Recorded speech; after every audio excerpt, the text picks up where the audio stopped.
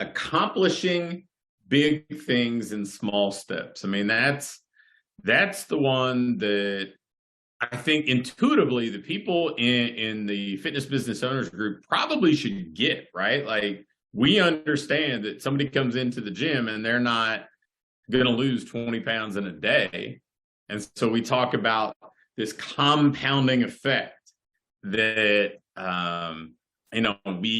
we get to help people achieve over time, and that people stay the course and can really reap the rewards if they're willing to just kind of take these small incremental steps day after day. Well, I think we get that. I think we understand it. I don't know that we're always great about putting it into practice on the business side of things. So I'll tell you what, Morgan, if you're ready to go with this, I'm ready to roll, because I want to give a little bit of context, and then I want to get really kind of practical in how somebody can do this today. So if you're good to go, then let's talk about how you guys can take these bigger goals, these things that really inspire you, motivate you.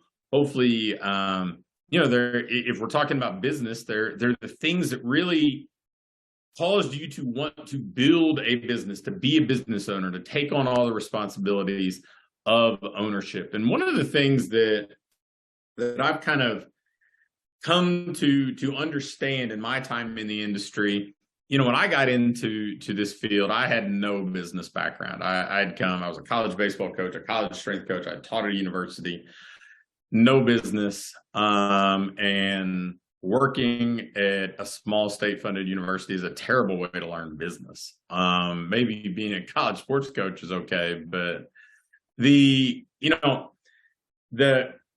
thing that I probably didn't embrace then, but I see now is, I thought I was the oddball. I thought, man, I came into this and I know this side of things, but I don't know business.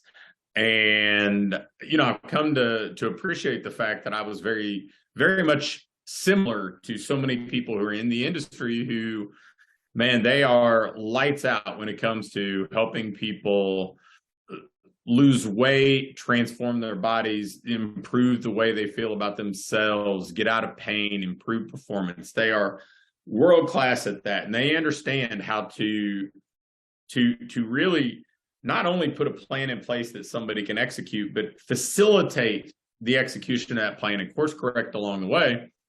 But I think sometimes I know I had a blind spot in the beginning, right? Like, I had a big blind spot to some of the business stuff that fortunately I was able to figure out over time. And I'm going to share some of how I've applied this in my own dealings on the various businesses I've owned, as we go through this little training today. But so much of it just runs parallel to the stuff that we do on the training side, right? I mean, if you think about if somebody came to you and they said, look, I'd really love to lose 15 or 20 pounds. They've got this ambitious goal. It's inspiring to them. It got them out of their comfort zone to the point that they came to see you. And they're willing to exchange some of their time and effort and probably money in order to move towards that goal. And we come up with this masterful plan where we say, okay, you're going to come see us 3 hours a week, because that's all the time that you probably have.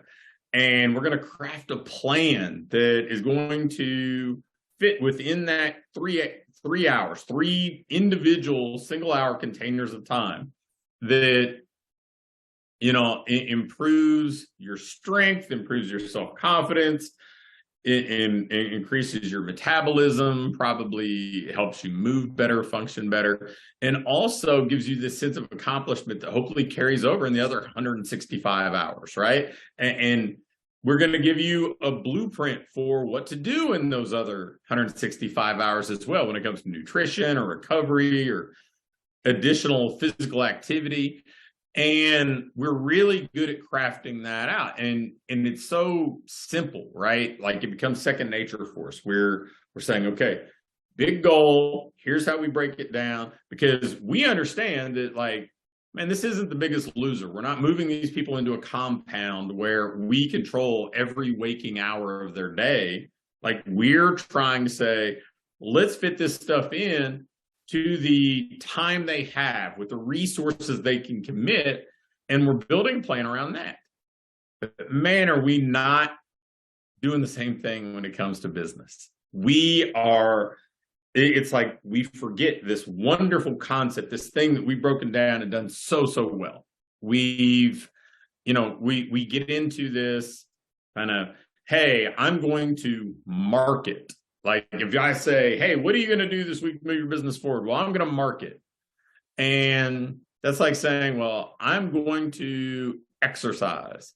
There's no meaningful breakdown of what that looks like, when you're going to do it, how much time it's going to take. And it's all the same stuff, right? Like, it is all the same stuff. Sure, we can swap in different tactics, just like we swap in different movements.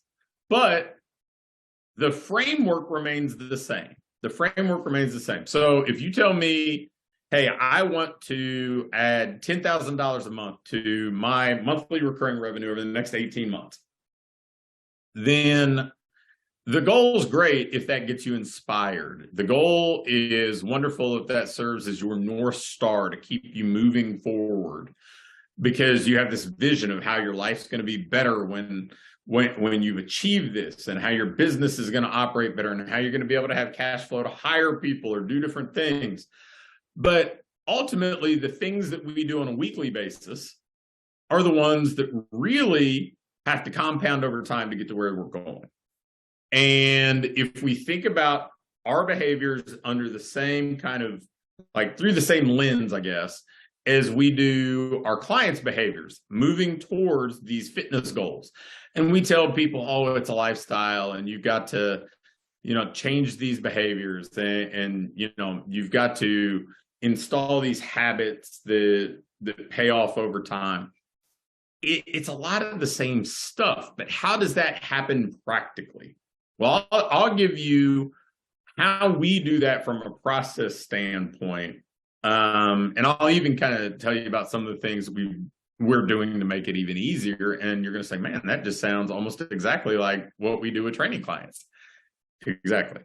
So we typically work off of 4 different types of cycles, if you will. There's our annual cycle, that, like, what are our goals for the year? What would be inspiring to us? Then, and I tell anybody, write that stuff in pencil. If we learned anything during the pandemic, it's that we're not awesome at predicting the future. So, write it in pencil, but think about the things that inspire you and clarify your focus. And we map out like 3 to 5 personal, 3 to 5 professional goals. And we talk about how we're going to get there. Then we work in 6-week cycles. That's the next breakdown. A 6-week cycle, we say, okay, what are we going to accomplish in the next 6 weeks? And that's when we get into the things like what we would do with clients, like losing 10 pounds, 15 pounds, improving performance. Like, there's something with some constraints. There's an end point where they're probably hoping to achieve this goal by. Well, for us, we've landed on 6 weeks as kind of being the sweet spot in our world. And man, I've done 90-day stuff. I'm friends with Todd Herman, who wrote the 90-day year and has that program. We've done 100-day sprints. We've seen all that. And for me, the fun thing about 6 weeks is it's long enough to do meaningful work, right? It's not just these immediate little tactical things, but it's, you can make some things actually happen in that time frame, but it's not so long that it feels vague. It's, you kind of have a handle on what's coming up in the next 6 weeks. And it doesn't feel like, if something's not in this 90-day, like in a 90-day window, I'd always feel like, man, I have to include too much because I don't want to put things off too far down the line. You don't feel that way in 6 weeks because you're like, man, there'll be another 6 weeks after that. So So we use this 6-week cycle. Sometimes it feels like a sprint, and sometimes it's just a nice, comfortable jog, right? Depending on where you are throughout the course of the year and what else you have going on. And we map out what we can accomplish realistically in that time frame. Our production goals, our process goals, and our project goals. And really every goal falls into one of those buckets, right? Production for us is a numerical thing. Revenue, income, number of clients, number of leads, something like that. Process goals are things that we're trying to create as a systematic or habit-based way of doing things that will continue on after that 6 weeks. And then project goals are things that have a finish line. You know, if you're going to write a book, if you're going to create a new website, something like that, those are project goals. So everything kind of fits into that bucket. Even your personal stuff all kind of fits into those buckets. And then we ratchet it down and we talk about winning the week. And this is where I think a lot of people start to let things start to get loose, right? They don't know how to take the bigger goals and move them into this win the week approach. So for us, creating your weekly game plan, it begins by saying, okay, what are the 3 things that I want to accomplish this week to move forward? Not 3 things to sustain where I am. I'm talking allocate your time and resources to the things you've already committed to. Like, so if you have training clients, that time is already committed, right? If you got to go pick your kid up at school, or like for me, I got to run baseball practice for my little 12U team that my son's on tonight. Those are obligations I've already made. So if I'm trying to improve from where I am, it's like, well, okay, what am I going to do differently? What are my 3 things that I'm going to do, my action items? And when we're selecting those, the first criteria is it's got to be something that you can do with the time you have and the resources that you can commit, right? And that's where this dovetails so nicely with what we do with training clients. If we think about this, in a perfect world, if somebody came to you and said, look, your livelihood depends on me losing 20 pounds, the best thing that you could probably do would be to like lock them in your house so you can control everything that they're doing, right? Like you're not letting them hop over to get fast food or order pizza. You're controlling what their exercise looks like, what their recovery looks like, but that's not practical, right? So that's the first thing that we think about. Like that's why I talked about those things we're already committed to. It has to be something that you can do with the resources and time that you actually have available. Morgan, did you have a hand up? I do for time. So that is something that I feel like everybody at some point says, I don't have enough time. So if that is what people are struggling with, how can they evaluate really how much time they have? Because I think we always overcommit to things. So how do we really figure out, I really only have an hour or I really only have 3 hours? How do you kind of do an audit of that? Well, I think that the word you just used is perfect, right? There's an audit. Like you actually just track it. You document it. You look at it on your phone and, okay, what did I do from 12 o'clock to 1 o'clock? What did I do from 1 o'clock to 2 o'clock? And you just fill it in on such simple free tools like Google Calendar. You can just document things as you go and you know what's left over.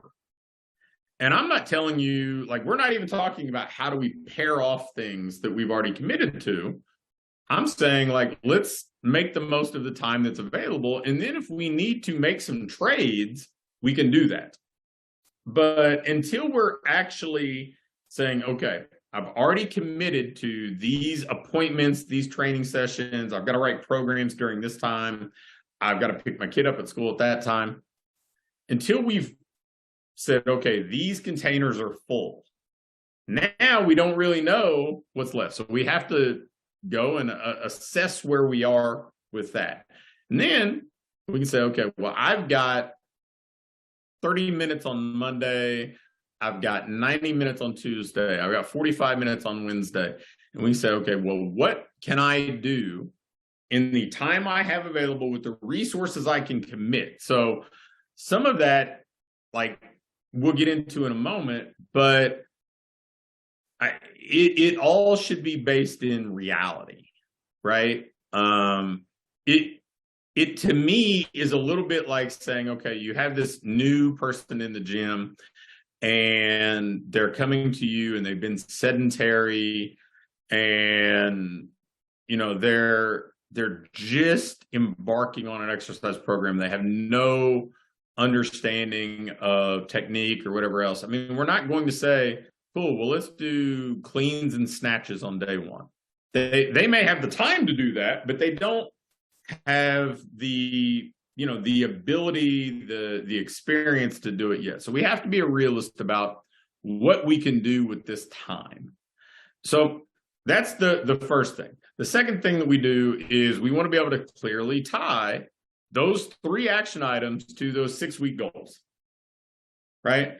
So, okay, I know I've got this much time. So when I'm choosing things, the way that I'm vetting the choices, can I do it? What's realistic? Is it going to move me towards where I want to go? And then the third is it should be able to be measured or quantified. And the difference between the two, in my mind, is measuring for the purposes of this is just, is there a number attached to it, right? Like if I say I'm going to do something for lead generation, I should be able to know, well, did I get no leads, 1 lead, 2 leads, 5 leads? And then from the other type of quantification, it's like, well, did I get as far on this as I said I wanted to? And this is why I think that, again, we have to ground ourselves in reality. You have to say, okay, if one of your 6-week goals is to have a rough draft of a book, based on the time you have available you're going to allocate to this. You don't say, I'm going to work on my book. You say, okay, I'm going to write 1,000 words towards my book, or I'm going to create the outline. So we have something that we can say, did it or didn't do it. And there's not like a passing or failing grade. It's fine. Like if you got 80% of the way there or 90% of the way there. But what we can do then is say, I overestimated or underestimated how long this would take, so I get better at this next time, right? And that comes back again, if we're looking at how we do this with training clients, typically they're like progressions and regressions for a lot of things, right? So we learn as we go and we course correct. That's what I alluded to with course correction. So if somebody can't perform something, then we adapt. Well, here, same thing. Whereas a lot of people, they'll try a Facebook ad, they say it doesn't work, and they'll quit. They don't adapt, right? They don't course correct. They just stop. And clearly, we would never tell a training client, well, if you were bad at push-ups today, you should never do push-ups again. You should just stop. No, we'd say, okay, well, here's what we're trying to accomplish with that. What other thing can we do to solve that problem? How can we adapt this, whether it's another, it's a variation of a push-up, or do we have some other push exercise that we're going to sub in for that? So it has to be measured, quantified, and then from my standpoint, it needs to be something you're capable of doing. And, when I say capable of doing, let me give you an example to just add a little more context to that. So like, let's say, hey, I want to go start running Google ads, and I've got an hour allocated to that this week. Well, if you're not capable of running Google ads yet, like if you haven't ever run them before, then maybe week 1 is I'm going to learn how to launch a Google ad. And then week 2 is I am going to deploy my first version of a Google ad. So when I say it needs to be something you can do, if you don't already have the skill set, clearly you're capable, you're competent, you can learn the skill set, but if you don't have it yet, then that needs to be your action item. Developing it or renting it from somebody else, right? So when we think about our actions, that's how we that's how we start to kind of frame things up, right? And then here's one that I think a lot of people kind of overlook, me included. What could potentially stop you or stand in your way from getting these action items done? We need to identify that. We need to identify like what could be a stumbling block for us, and proactively go about problem solving. Well, if you don't know how to do something, then maybe we back up a step and say, how do I gain the capability of doing that thing? Or if we are relying on another party to be, to comply, like we talk a lot about networking meetings in our coaching groups, right? With our 100 Cups approach or ask for advice approach. Well, if you're relying on somebody to meet you somewhere, well, what could stop you from completing this? Well, if they cancel, if they reschedule, then then there's a plan B, right? What is our potential solution? We troubleshoot, because obviously we need to move forward. If we're actually going to build a better business week after week, we need to find a plan B to move forward.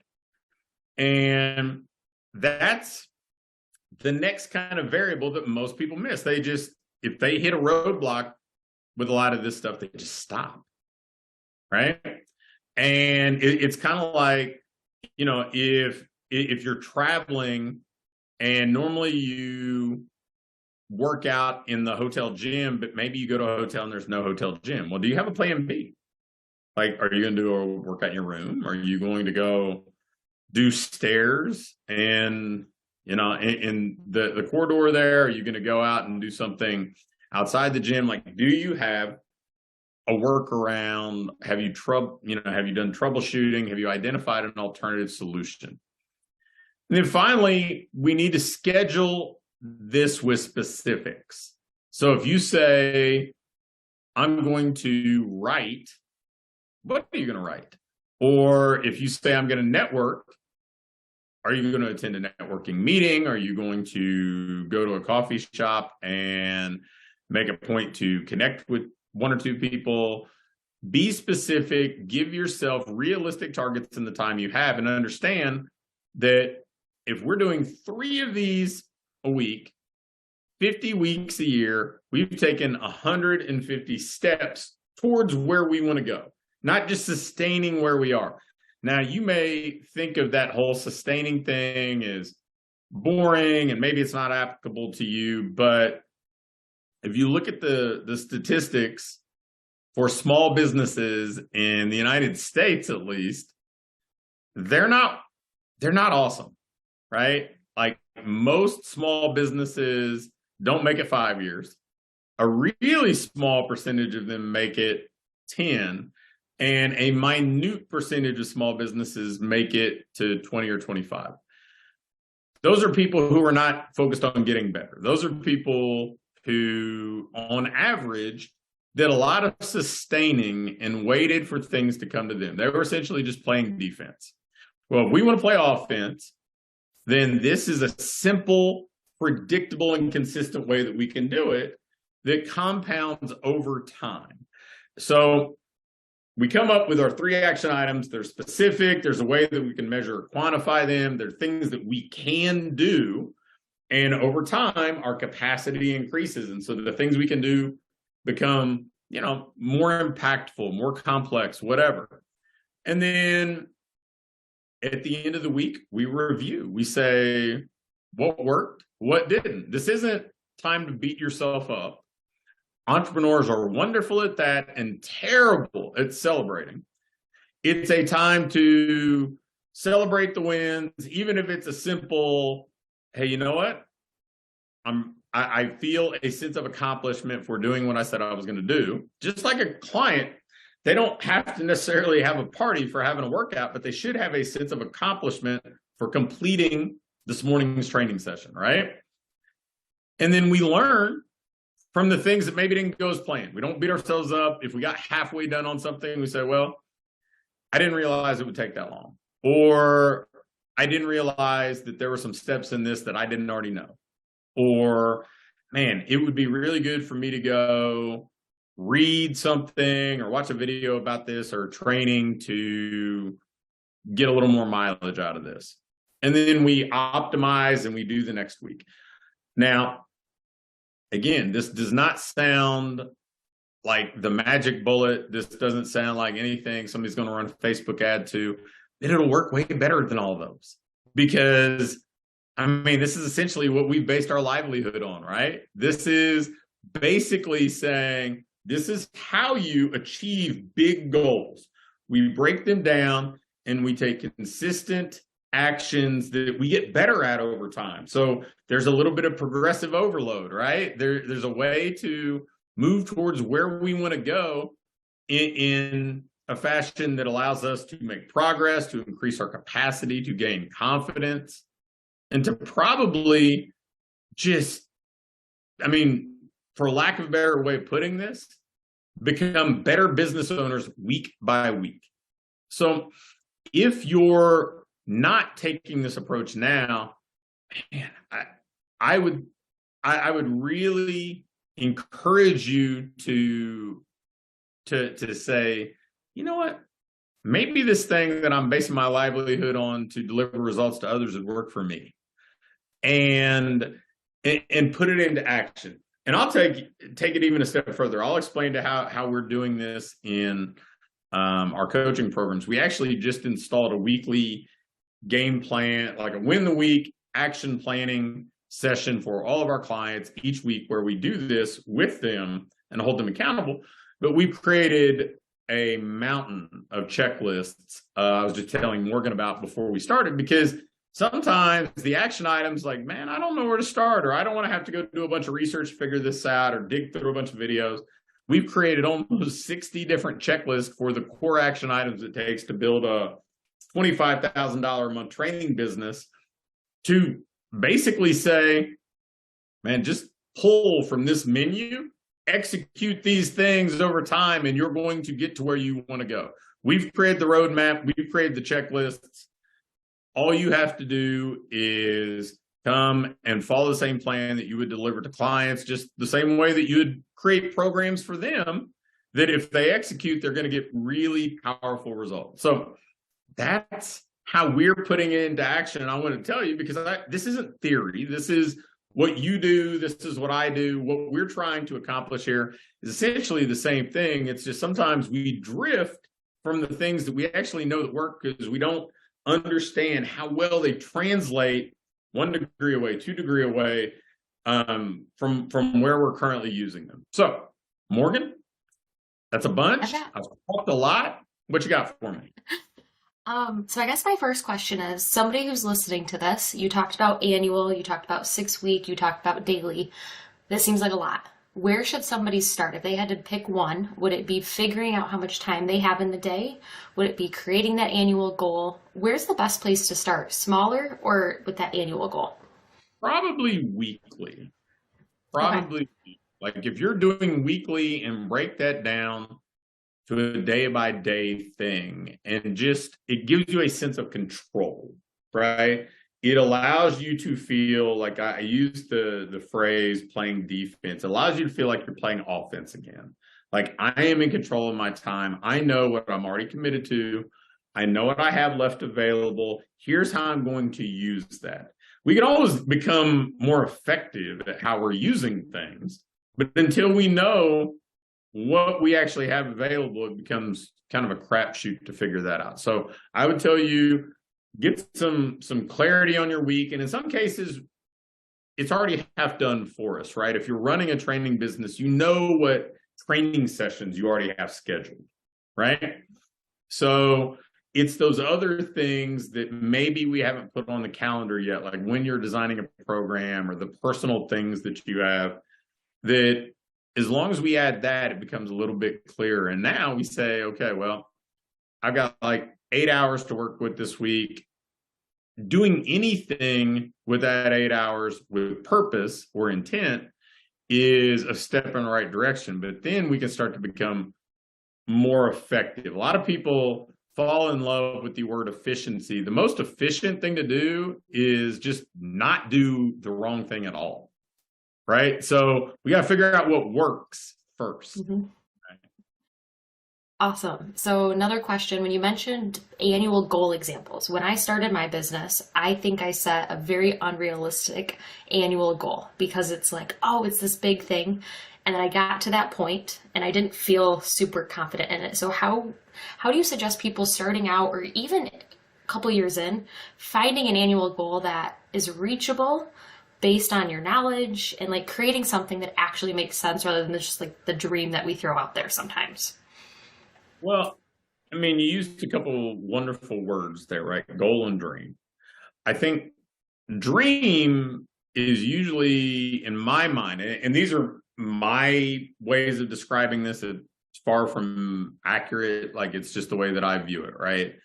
I think a dream is something we would love to have, we wish we could have, we would love to arrive at. I think for me, a realistic goal is something we can actually see a path towards. Like, we have to be able to reverse engineer a way that it gives us some likelihood of getting there. And if you said, hey, you know what, Pat, I'm going to start a brand new training business in a brand new town where I don't know anybody, and I want to do $1 million this year. Well, the first thing I would ask you is, how many months have you ever done $83,333 in a month? Because if the answer is 0, then we probably need to adapt the goal, right? Because if we're saying this is going to be our average and we've never even hit that as a peak, then we probably need to look at, okay, well, that's not a short-term goal. That can be a longer-term goal, but a short-term goal, there has to be some sort of evidence that we can get there. And that doesn't mean it's, hey, we've already done it, but like, the simple way that I would tell you is, if you told me, hey, I'd like to get 100 new clients. Well, if you've gotten 10 new clients in a month before, even if it was a great month, then we know that we can get ahead of that run rate, because that would be a run rate of 120. So, there's probably some things that we've done or things that we're close to doing that would allow us to get there. Or, hey, I'm going to be adopting this proven roadmap that allows me to get there. I know, because maybe I've not done it, but I'm adopting something that I got plenty of evidence that people like me have already, used successfully under similar circumstances. Awesome. And I think that's really helpful because when we are in that startup phase or we're getting into a coaching program, finding a realistic goal, I think, is one of the hardest things, because we want to dream big. We want to have this big thought of but we have to look back at evidence. Dreaming big is wonderful. Dreaming big usually isn't a 12-month thing. Like, 12 months goes by pretty quick, right? Like, but imagine that we said, okay, you're going to get 60 clients your first year in your small group training business. And then the next year, you're going to get another 100. And the next year, you're going to get 150. Like, it doesn't take a lot of time for somebody to have a powerhouse business, because now I've got this year of experience under my belt. I've got these wins that I've accrued. I've got so many of these action items that I've, employed successfully, and all the ancillary benefits that yields. It's just, I mean, in the finance world, they'll talk about the magic of compound interest. There's a lot of that comes to play here. It's just, people love to buy the dream, right? They love to buy, well, hey, I'm going to manifest my way to a yacht next week, right? I'm like, that's great, but if you actually take a practical approach You probably have that yacht in 3 years, right? Like, but you have to be willing to make the trade that a lot of people they want somebody to trade the good stuff to them, but they're not willing to trade what it is in exchange for it, right? Absolutely. So when you're creating your 6 week sprints, I know you have a team. I'm Mhm. part of the team. And we each kind of have different roles. So how do you work that 6 week sprint with your teammates? Like, for instance, does Matt have his own 6 weeks and you have your own 6 weeks, or is 6 weeks all the same and everybody's tasks are different? Um, I would say that there are parallel 6 week cycles or sprints happening simultaneously, right? Because everybody has a role that they're accomplishing, and everybody has a personal that is independent of whatever it is that I'm saying, hey, business wise, this is where we'd like to go. So, I think that from my perspective, at least, and again, everybody can have their own take on this. I think Matt's needs to be in alignment with mine, but it doesn't have to be mine. I think that, he needs to play his role in a way that is moving towards our vision for whatever we're trying to accomplish professionally, but is very fulfilling to him, both personally and professionally, because I think that's the only longevity. I think that, if I'm hell bent on everybody going and executing my plan, but I'm not sensitive to theirs, that's great in the short term for me. But if I want those people to really buy in and care about this stuff in the long term, there needs to be plenty, like their plan needs to be more about them than it is about me. And I just took on a new teammate this year. So that was she's doing X amount of hours a month, but it's trying to think of how do we grow the business together with her role. So that was really helpful of just like, yeah, that was helpful because it's hard to mesh when you have other moving parts and pieces. Well, one thing that I think we lose sight of, I don't care if it's a business to consumer thing, like a training business and a client, or a business to business type of thing, like where the clients I coach or even teammates, is like every person is like their own, the sun and the planets are spinning around them, right? Like, and I think I don't know where I arrived at this, but I am hyper conscious of that at all times, that whatever I'm asking of somebody, I'm not asking it of them in a vacuum, right? Like they have other things going on in their life, good, bad, whatever it is. They have their own things they're trying to achieve from their role in this business as well. And I don't think that that's the norm. I don't think that most people look at it that way, but I'm sure it's an accumulation of things that have happened along the way that have caused me to look at it that way. But I think that's how you get people who want to pull the rope in the same direction for a long time. And in a world where most small businesses don't make it 5 years, like my goal is to have a small business that makes it not only for a long time, but is really fulfilling for anybody who wants to be involved for a long time.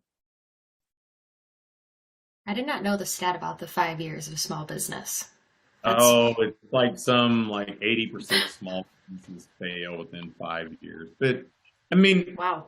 statistics are like anything else, right? Like they're kind of loaded and you can manipulate them any way you want. I mean, a small business could be a network marketing business that was a work at home thing that was started and closed or whatever, right? Like, so it's not every storefront, like, 4 out of every 5 storefronts closed. I mean, there's some that are going to be higher probability success stories than others. But in general, it's hard.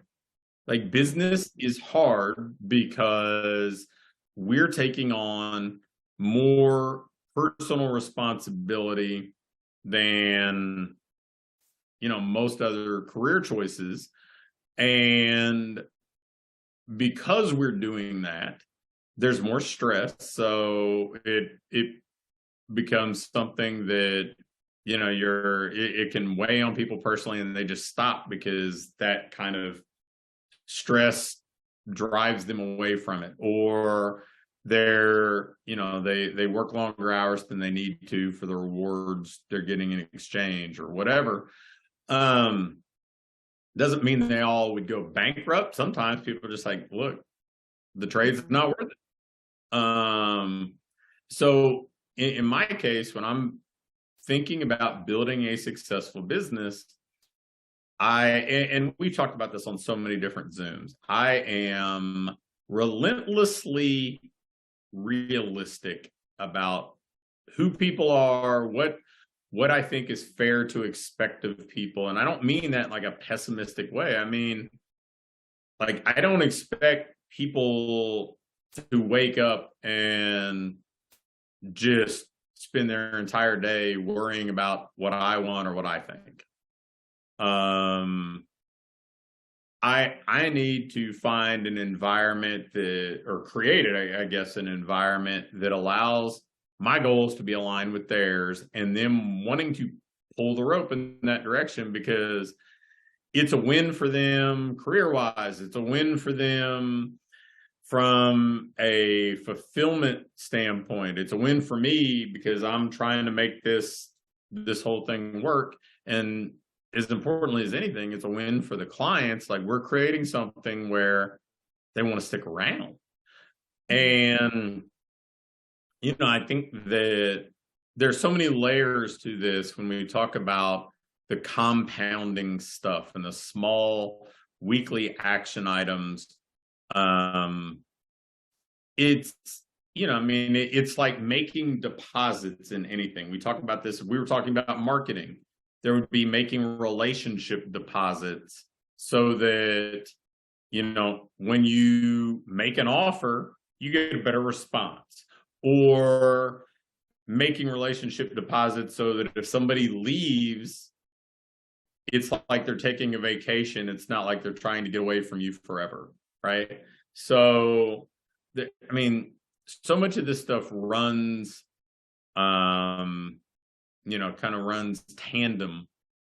And if you embrace this weekly game plan stuff that I just alluded to, you know, I think for most of the people in our industry, this kind of hits home, right? Like, they get this. They care about the people they serve. They try to create plans to make things successful for those people. And sometimes we got to apply that thinking to ourselves. Sometimes we have to say, okay, if I'm rooting for me like I root for other people, and if I'm trying to set me up to succeed like I do them, what would that look like? And frankly, it probably look a lot like what we just went over. So, one point to touch on before we do have a question in Facebook I want to get answered is, you said win the week. You've got multiple programs. Which ones are you running that in now? So if anyone's interested in learning about them, they kind of have a sense of what that coaching that you've transformed into looks like. So we have it in the Business Growth Sprint. That's a win the week. That's kind of more of a concierge one-on-one supported version of it. We have it in the Ideal Business Accelerator program, which is kind of the core program to take people from kind of that launch stage of business to a $25,000 a month type of business. And then we are about a week away from installing it in the launch program for those people who are early stage, you know, under $10,000 a month, where we can even simplify what their action items should be, instead of them feeling like, oh, I've got such a big menu to pull from. Like, no, let's go with the ones that are going to give you the biggest bang for the buck.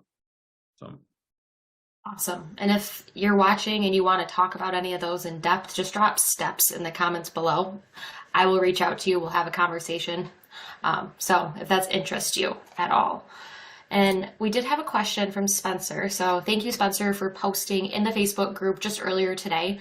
If you guys have questions as the week goes on and you're like, oh, post it in there, we'll get you answers. I know Fred already responded to this, but we'd also like your opinion, Pat. Spencer says, I have a question. I have had several professional athletes come through and train at the facility I manage over the years, from pro football players to basketball players like Grayson Allen.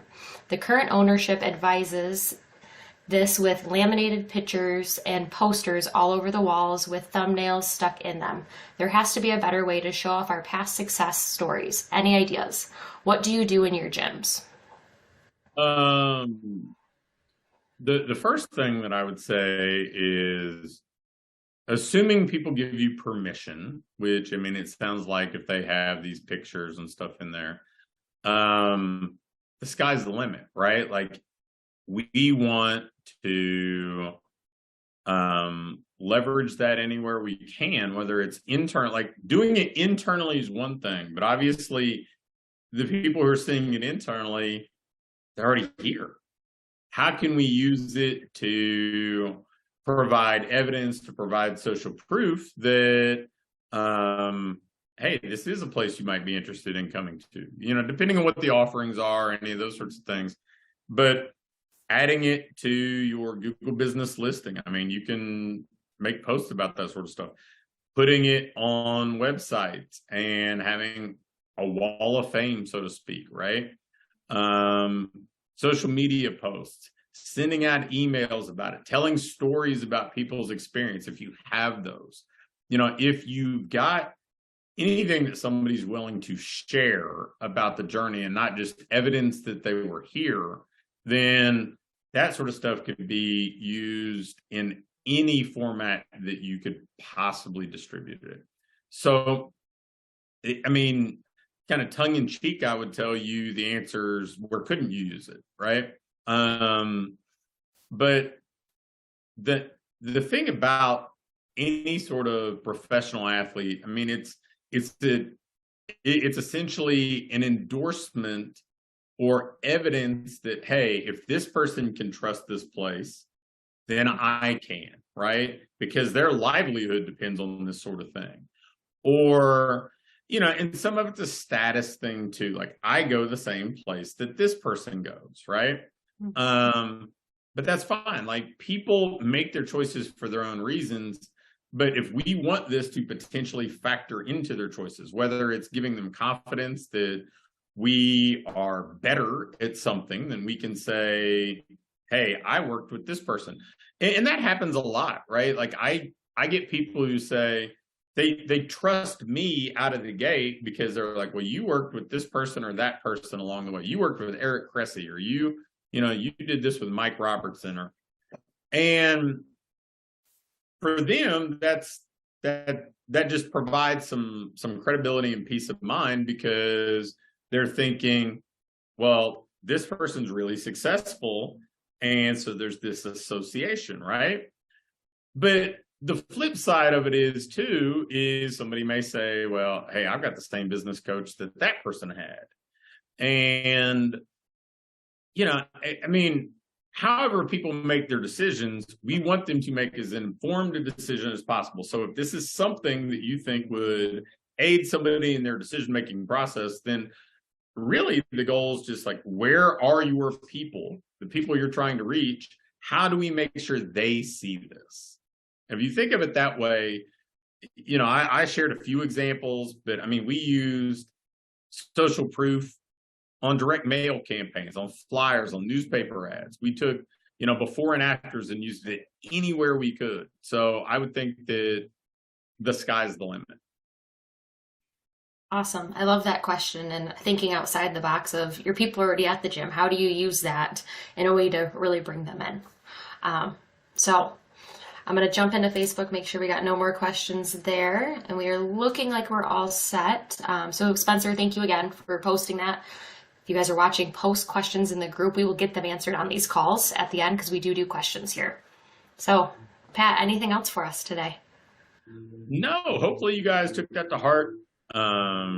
Hopefully that it's valuable. If you have questions about it for me, post them in the group. Let me know if you want to see how we can help you install this kind of weekly game plan approach and win the week for yourself. Connect with Morgan and she will get you all taken care of, and we'll dig in and see if we can help. Okay.